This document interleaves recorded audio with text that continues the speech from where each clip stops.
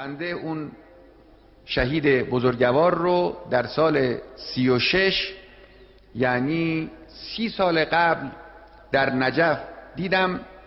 اون وقت جوانی بود 24-5 ساله و در همون سن این مرد معروف بود به فضل و تسلط بر مبانی اسلامی و فقاهت. من تعجب می‌کردم که یک مرد جوانی در این سن چطور مورد احترام قاطبه فضلاست، اما بود.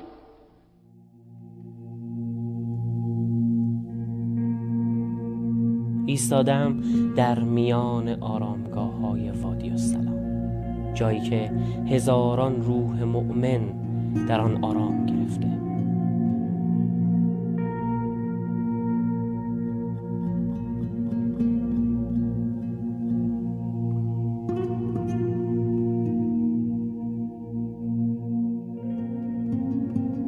حتما از شهید سید محمد باقر صدر رحمت الله علیه شنیده اید.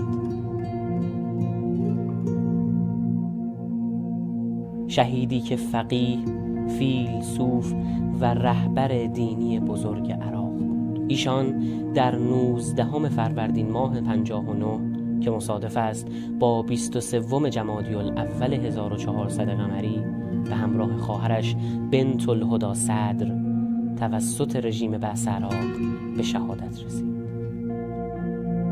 این دو برادر و خواهر که نماد مقاومت عملی و فکری در برابر ظلم بودند، پس از دستگیری و زیر شکنجه های سخت به شهادت رسیدند.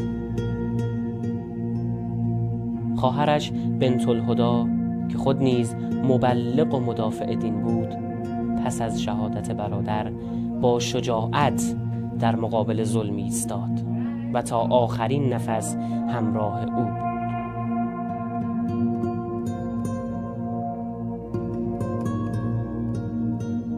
پس از شهادت رژیم بعث عراق ایشان را در مکان نامعلومی دفن کرد، اما پس از پایان حکومت بعثی عراق مطلعین آمدند و جنازه شهید صدر را چندین بار منتقل کردند تا نهایتاً در وادی السلام در کنار مرقد امام علی علیه السلام و در آرامگاه خانوادگی شرف الدین آرام گرفت.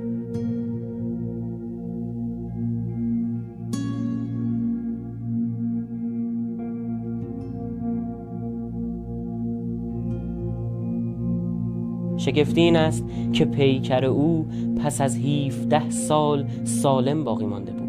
کسانی که او را منتقل کردند میگویند که هنوز انگشترهایشان در دستهایشان درخشان مانده بود. شهید صدر جسمی داشت که زمانه و سختی‌ها نتوانسته بود بر آن اثر بگذارد و او را نمادی ساخت از استقامت و پایمردی که حتی خاک نیز نتوانست او را محو کند. همراهان عزیز، وادی السلام جایی است که ارواح مؤمنین در آنجا گرد هم می آیند. محل آرامش هزاران شهید و عارف است.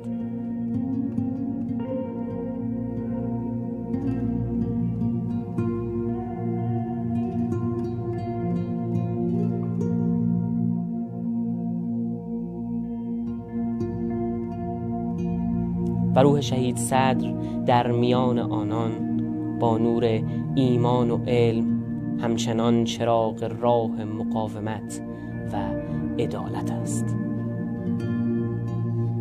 من اینجا در این مکان مقدس با دلی سرشار از احترام فاتحه‌ای می‌خوانم و آرزو می‌کنم که راه این شهدای بزرگوار چراغ راه ما در مسیر دشوار زندگی و مبارزه باشد.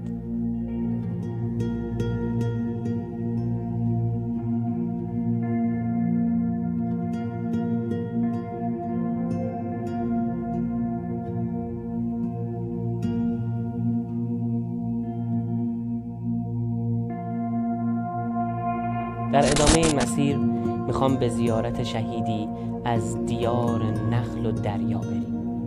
حتما نامش رو شنیدید کسی که در مقابل استعمار انگلستان ایستاد. و حالا که مشتاقید پس همراه باشید با مجموعه آوای خاک.